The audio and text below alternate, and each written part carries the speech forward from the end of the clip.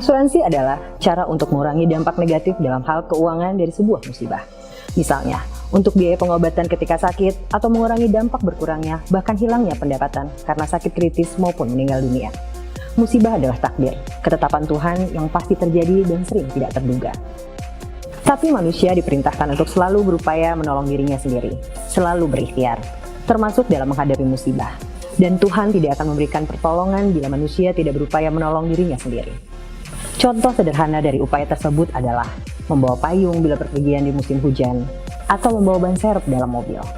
Menolong keluarga juga adalah bagian dari menolong diri sendiri.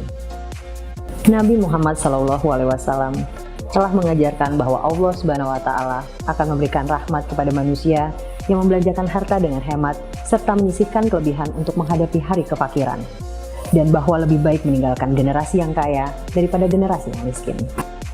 Jadi kita harus menolong diri sendiri dan keluarga kita dengan hidup hemat, menyisihkan harta untuk mendapatkan santunan di masa susah dan memberikan warisan kepada keluarga. Insya Allah, Tuhan akan memberikan rahmat kepada kita. Asuransi syariah menolong kita dengan cara yang sesuai syariah, bukan melawan takdir. Allianz Syariah menolong diri dan keluarga, cara syariah.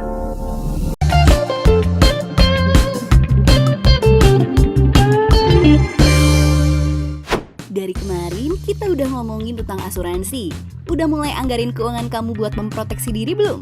Kalau kamu masih bingung, kamu bisa baca buku ini buat mandu kamu dalam merencanakan keuangan. Langsung aja cek bukunya di tombol I atau di description box. Oke, ngomongin asuransi, mungkin kalian masih bingung. Gimana sih sebenarnya cara kerja asuransi? Dia kan profit oriented, bukan lembaga sosial. Kok bisa ngebiayain risiko kita? Oke, daripada bingung, sekarang aku mau jelasin tentang ide dasar dari cara kerja asuransi. Ini dia. Yang pertama, prinsip dasar. Prinsip dasar dalam asuransi adalah melimpahkan resiko yang mungkin terjadi kepada pihak lain. Resiko nggak bisa dihindarin, tapi dampaknya bisa kita minimalkan dengan cara menghindari resiko, mengendalikan resiko, menerima resiko, dan juga mengalihkan resiko. Asuransi sendiri mengelola resiko dengan cara memindahkan dampak kerugian dari seorang individu kepada sebuah grup, membagi kerugian yang dialami oleh individu tersebut kepada seluruh anggota grup. Ilustrasinya seperti ini. Ada 100 orang yang berusia 45 tahun dan dalam keadaan sehat. Namun diperkirakan 5 orang diantaranya akan meninggal dunia tahun ini. Misalnya saja nilai ekonomis kerugian yang ditanggung oleh satu keluarga yang ditinggalkan adalah sekitar 100 juta. Jadi total kerugian 5 keluarga adalah 500 juta. Kalau setiap orang dalam grup menyumbang 10 juta rupiah per tahun untuk dana bersama, maka dana yang terkumpul sebesar 1 miliar rupiah. Jumlah tersebut tentu cukup untuk mengganti kerugian 100 juta rupiah kepada setiap keluarga yang ditinggalkan. Artinya, resiko yang dihadapi oleh 5 orang tadi disebar ke 100 orang yang tergabung dalam grup tersebut. Yang kedua, tahapan bisnis asuransi jiwa. Yang pertama, menyatukan, yaitu menyatukan orang-orang dengan kepentingan asuransi yang sama dengan tujuan untuk membagi resiko yang sama.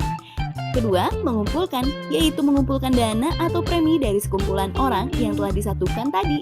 Ketiga, yaitu membayar kompensasi atau klaim kepada mereka yang menderita kerugian. Yang ketiga, faktor penentu jumlah premi. Dalam asuransi, resiko-resiko yang dihadapi setiap individu dipindahkan ke pihak penanggung atau perusahaan asuransi jiwa yang setuju untuk mengganti kerugian dalam jumlah tertentu sebagaimana disebutkan dalam kontrak polis. Untuk mengganti kerugian ini, perusahaan asuransi menetapkan premi yang harus dibayar individu yang menjadi tertanggung. Dalam menetapkan premi, ada beberapa hal yang harus diperhatikan. Yang pertama, kemungkinan kerugian. Yang kedua, nilai dari setiap kerugian. Yang ketiga, biaya administrasi yang diperlukan untuk menjalankan usaha seperti mengumpulkan premi dari setiap anggota, mengukur kerugian, membayar klaim, dan lain-lain. Yang keempat, ambang kesalahan yang mungkin timbul saat memprediksi kerugian. Yang kelima, faktor-faktor lainnya seperti faktor finansial, kesehatan, dan sosial. Kesalahan dalam mengukur faktor-faktor tersebut dapat menimbulkan kerugian bagi perusahaan asuransi jiwa, seperti menetapkan premi lebih kecil dari seharusnya. Perusahaan asuransi bertindak sebagai sebuah perwakilan, mengelola dana yang dikumpulkan atas nama komunitas grup tersebut. Perusahaan asuransi jiwa juga harus mengatur sedemikian rupa sehingga tidak ada pihak yang merasa dirugikan. Nggak cuma tabungan, deposito, saham, reksadana, KPR, atau program pembiayaan lain yang ada syariahnya. Asuransi juga ada syariahnya loh. Nah, apa sih bedanya asuransi syariah sama konvensional? Mari kita simak ulasan di video kita kali ini. Asuransi syariah hadir dalam bentuk asuransi jiwa, kesehatan, maupun asuransi umum lainnya.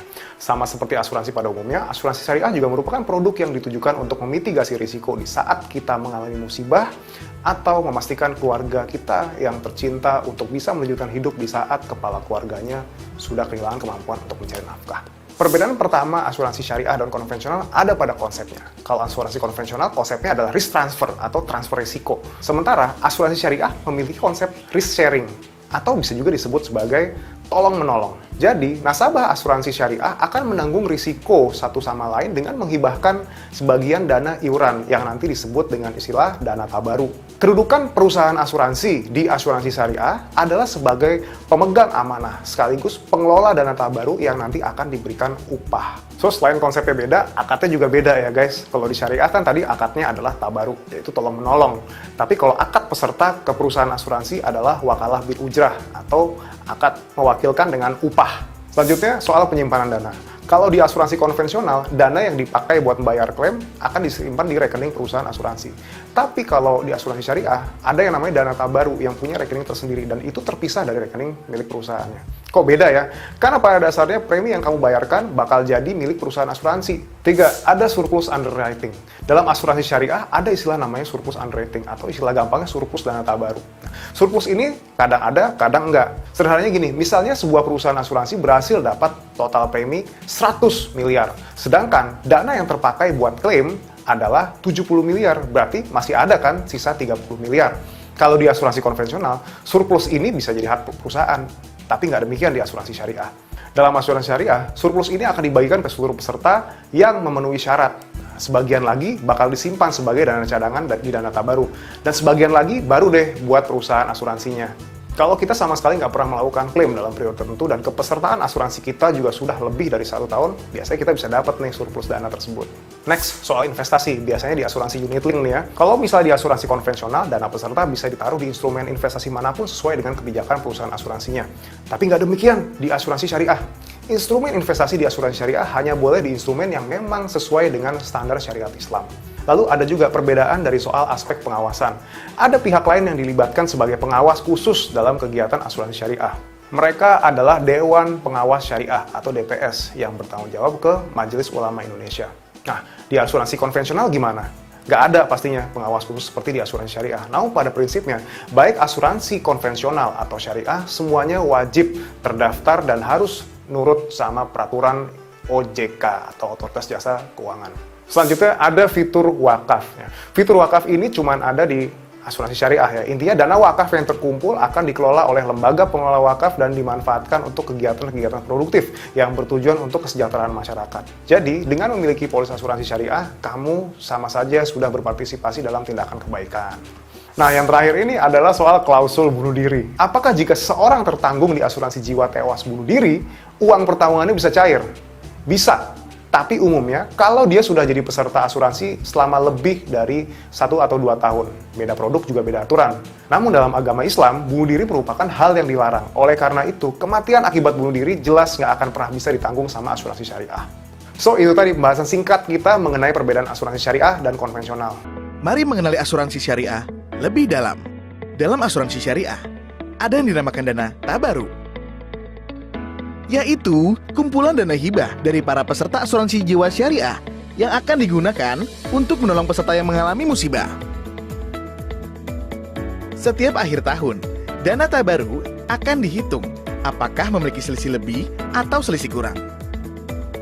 Saat terjadi selisih lebih, artinya total dana tabaru yang didapat dari total kontribusi ditambah klaim recovery dari reasuransi masih memiliki sisa saat dikurangi pembayaran santunan, kontribusi reasuransi, dan kenaikan cadangan teknis. Hal ini dinamakan sebagai surplus underwriting pada asuransi jiwa syariah. Sesuai dengan Fatwa Dewan Syariah Nasional Majelis Ulama Indonesia dalam Ketentuan Asuransi Jiwa Syariah. Pembagian surplus underwriting atau dinamakan surplus sharing dapat dilakukan dengan 3 pilihan. Pertama, disimpan seluruhnya sebagai dana cadangan dalam akun dana tabaru. Kedua, disimpan sebagian sebagai dana cadangan dalam akun dana tabaru dan sebagian diberikan kepada peserta yang memenuhi syarat polis. Ketiga, disimpan sebagian dalam akun dana baru, sebagian diberikan kepada peserta, dan sebagian diberikan kepada pengelola atau perusahaan. Perusahaan akan menginformasikan salah satu dari 3 pilihan tersebut kepada calon peserta saat pengajuan menjadi peserta asuransi jiwa syariah untuk mendapat persetujuan dari para peserta. Untuk mendapatkan surplus underwriting, ada ketentuan yang harus dipenuhi oleh peserta. 1. Tidak ada klaim yang pernah dibayar ke pemegang polis sampai dengan tanggal 31 Desember. 2. Peserta telah diasuransikan sekurang-kurangnya 1 tahun per 31 Desember. 3. Iuran baru telah dibayarkan sampai tanggal 31 Desember. 4. Polis masih berlaku pada saat surplus underwriting dan dana baru dibagikan. Peserta asuransi yang memenuhi ketentuan tersebut akan mendapatkan surplus underwriting. Jika tidak, misalnya karena ia telah mendapatkan santunan asuransi, maka surplus underwriting tersebut akan dibagikan kepada peserta lain yang memenuhinya. Besarnya surplus underwriting tiap peserta asuransi dihitung berdasarkan masa kepesertaan jumlah iuran baru dan produk asuransi yang diambil peserta. Semua informasi besarnya surplus underwriting ini akan diberikan melalui surat pemberitahuan. Rincian transaksi bulan April juga akan menginformasikan bagian surplus underwriting yang diterima oleh peserta asuransi. Bagaimana jika yang terjadi adalah kebalikan dari surplus underwriting, yaitu selisih kurang alias defisit underwriting? Pada asuransi syariah, saat terjadi defisit underwriting dan kumpulan dana baru tidak cukup membayar kekurangannya, maka perusahaan akan menanggulanginya dengan cara memberikan pinjaman menggunakan akad qard atau pinjaman tanpa tambahan.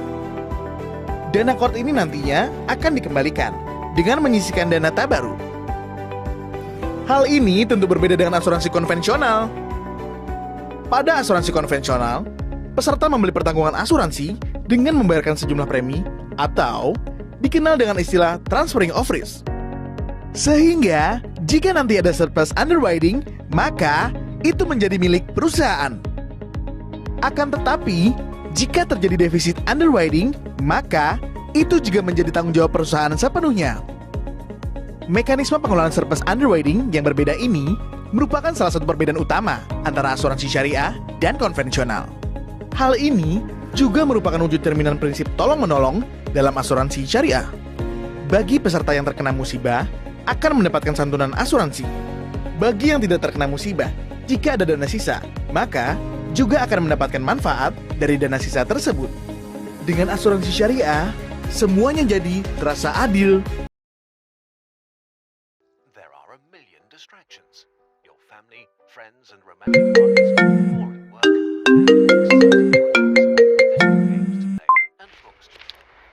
Selamat siang Pak, perkenalkan nama saya Winda dari perusahaan XYZ. Apakah saya berbicara dengan Pak Asep? Iya, selamat siang. Betul, saya Asep. Ada apa ya, Mbak? Baik Pak Asep, saya izin meminta waktunya sebentar untuk menawarkan produk kami. Apakah Bapak berkenan? Boleh sih, Mbak. Produk apa ya? Produk asuransi jiwa ABC, Pak. Saya izin menjelaskan sebelumnya. Asuransi jiwa ini adalah bentuk transfer risiko kematian dari pemegang polis kepada kami, pihak perusahaan asuransi, dengan imbalan premi yang dibayarkan bulanan, Pak. Oh, berarti itu maksudnya saya bayar iuran per bulan ya? Terus kalau saya amit-amit meninggal, nanti kalian dari perusahaan memberikan anak-anak saya santunan gitu? Betul, Pak. Anak Bapak akan menerima santunan sebesar 1 miliar jika Bapak meninggal dalam kurun waktu kontrak asuransi. Oh, oke. Kalau premi yang perlu saya bayarkan nanti berapa ya, Mbak? Untuk premi yang dibayarkan dipengaruhi oleh usia Pak Asep. Jika Bapak tertarik, bisa sambil saya jelaskan lebih lanjut di kantor kami di Jalan HIJK LMN sembari mengisi formulir, Pak. Oke, baik, Mbak. Saya langsung datang sekarang aja ya, Mbak. Baik, Pak Asep. Akan saya tunggu ya, Pak. Terima kasih banyak, Pak. Terima kasih juga, Mbak Winda. Selamat siang. Selamat siang, Pak Asep.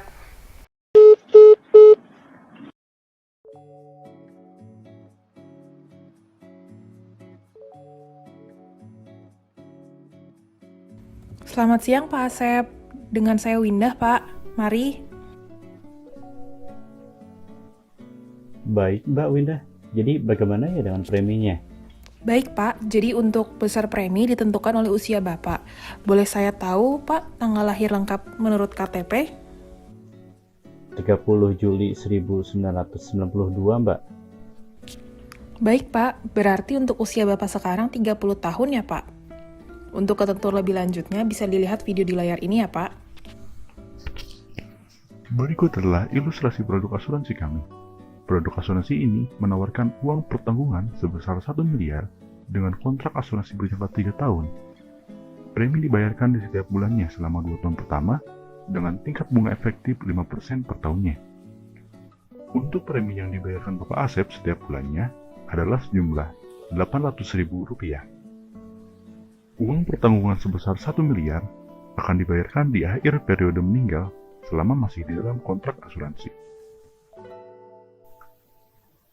Oh, jadi seperti itu ya, Mbak? Demikian Pak, jadi jika Pak Asep membeli produk asuransi jiwa ABC ini, Bapak akan mendapat proteksi selama 3 tahun ke depan dengan pembayaran premi bulanan sebesar Rp800.000 yang dibayarkan selama 24 bulan pertama. Wah, menarik sekali ya produk asuransi ini. Kalau saya kenapa-napa, anak saya dapat santunan. Jadi saya nggak perlu khawatir lagi. Oke, saya mau beli produk ini. Baik Pak Asep, akan saya siapkan berkas-berkasnya. Terima kasih Pak.